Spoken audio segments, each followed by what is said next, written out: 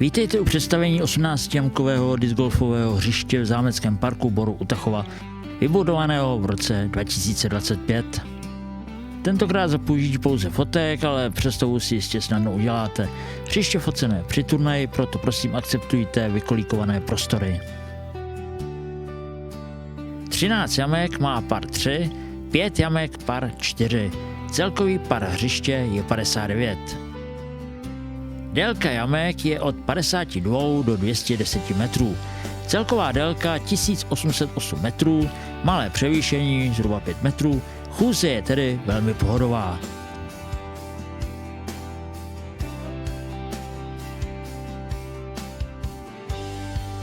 Od koše jamky číslo 18 k výhozišti číslo 1 se jde zhruba 350 metrů. Cestu si zpestříte pohledem na zámek, rybník, kachny a občas i nutrie. Hřiště je volně přístupné v jakoukoliv dobu. Několik jamek se hraje na volné ploše, několik lesní části, kde je potřeba přesnost.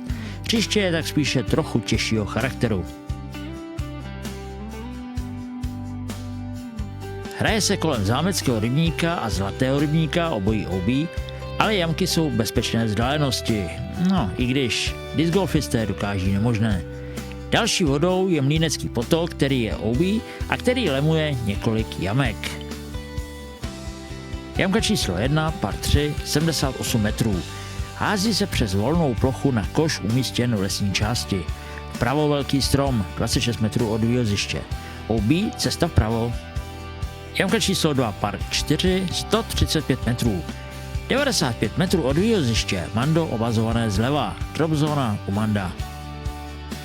Jamka číslo 3, par 3, 52 metrů, vyvýšený koš na pařezu, obránci, jinak bez nebezpečí. Jamka číslo 4, par 3, 99 metrů, táhlá, mírná pravotočivá zatáčka v průseku lesní části, hodnější přesný forehand, ale úspěšnější budou spíše obránci. Jamka číslo 5, par 3, 108 metrů. Rovina přes muldu, poté mírně levotočivá zatáčka, koš v kopci. Disk spíše budeme hledat křoví vlevo nebo mezi stromy vpravo. Jamka číslo 6, par 3, 89 metrů. Výhoziště z mírného vyvýšení, koš umístěn v dálce před vámi za dobře bránícími stromy. Jamka číslo 7, par 3, 69 metrů. Kratší jamka přes cestu, která není OB, koš umístěn 20 metrů za betonovými schody. Jamka číslo 8, par 4, 147 metrů. Delší jamka v křivolakém směru mezi mnoha stromy. Vpravo zlatý rybník, který je OB. Jamka číslo 9, par 4, 101 metrů. 50 metrů od výhoziště, mando obazované zprava. Poté 90 stupňová zatáčka doleva a další zhruba 50 metrů ke koši. Dropka za mandem. Jamka číslo 10, par 3, 70 metrů. Volnější jamka mírně z kopce, zhruba 10 metrů za košem je už ve hře OB v podobě Mlýneckého potoka. Jamka číslo 11, par 3, 70 metrů. Pro birdie teoreticky jednoduchá jamka, ale prakticky dost těžká, neboť jamka je v podobě safe nudle délky 70 metrů a šíři 10 metrů. Vlevo je Mlýnecký potok a vpravo dřevěná lávka, obojí OB. Jamka číslo 12, par 4, 210 metrů. Nejdelší jamka boreckého hřiště, volná plocha, potok vlevo i vpravo OB, druhé polovině jamky vpravo zámecký rybník, také OB. 60 metrů od výhoziště křovinaté zúžení. Jamka číslo 13, par 3, 113 metrů. Mírně pravotočivá jamka, potok vlevo a cesta vpravo OB. Koš mezi seskupením stromů. Jamka číslo 14, par 3, 76 metrů. Zatímco OB potoka se zdálilo, OB cesty se přiblížilo. Možno disk hodit vlevo, prostředkem i vpravo.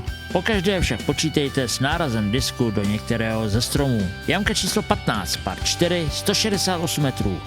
První 2/3 jamky na volné ploše, 90 metrů od výhoziště mando obazované zleva, dropka u manda. Poté přeházujeme vyšší křoví na kraji lesa. Koš umístěn v lese 40 metrů za křovím. Jamka číslo 16, par 3, 65 metrů. Kratší backendová jamka v podobě mírně levotočivé zatáčky. Výsek v lese by měl být dostatečný pro snadné prohození. Pozor však na cestu vpravo, která je OB. Stavby vlevo taktéž houbí. U výhoziště je prodejna potravin. Jamka číslo 17, par 3, 87 metrů. Cesta vlevo houbí, zatímco cesta vpravo je safe. Zhruba v půlce jamky se skupení stromů, které brání snadné cestě disku ke koši. Jamka číslo 18, par 3, 71 metrů. Na jamce probíhají stavební práce. Cesta vlevo je OB, ale je tam drop zóna, z které házíte v případě, pokud vám disk zůstane v OB po hodu z výhoziště, což se bude hodit, pokud nevyjde rovný hod přímo na koš. Perlička. Pro účely discgolfového turnaje ADGL, který se odehrál v březnu 2026, byla vytvořena jamka číslo 18 přes zámecký rybník na koš přímo pod zámkem. Délka 75 metrů, 53 metrů pro ženy a mládež. Par 3. Na druhé straně byla drop zóna, odkud se házelo při utopení disku nebo v případě, že si hráč netroufl házet přes vodu. Tolik o discgolfovém hřišti v Boru u Tachova. Hřiště není jednoduché, ale užije si ho nejen začátečník, ale i pokročilý.